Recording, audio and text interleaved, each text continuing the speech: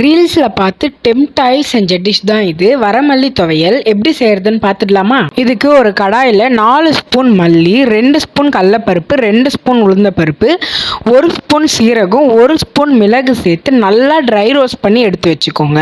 அடுத்து ஒரு கடாயில் எண்ணெய் சேர்த்து 1 கொட்டை புளி, 3 பல்லு பூண்டு, 1 கை அளவு சின்ன வெங்காயம் சேர்த்துக்கோங்க. என்கிட்ட சின்ன வெங்காயம் இல்லாததுனால நான் பெரிய வெங்காயம் சேர்த்துருக்கேன்.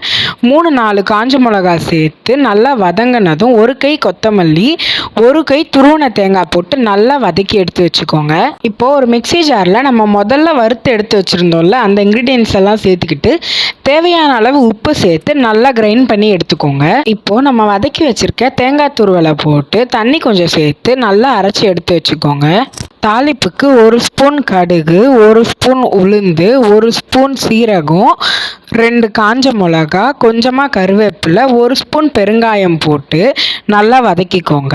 இப்போ நம்ம அரைச்சி வச்சிருந்த துவையலையும் அது கூட சேர்த்து நல்லா பரட்டி விட்டிங்கன்னா சூப்பரான வரமல்லி துவையல் ரெடி ஆயிடுச்சு. சுடுசோத்தில் போட்டு பிசைஞ்சு சாப்பிட்டிங்கன்னா டேஸ்ட் சும்மா அட்டகாசமாக இருக்கும். கண்டிப்பாக ட்ரை பண்ணி பார்த்துட்டு எப்படி இருந்துச்சுன்னு கமெண்ட் பண்ணுங்கள். ஃபாலோ பட்டனை தட்டி விட்டுருங்க.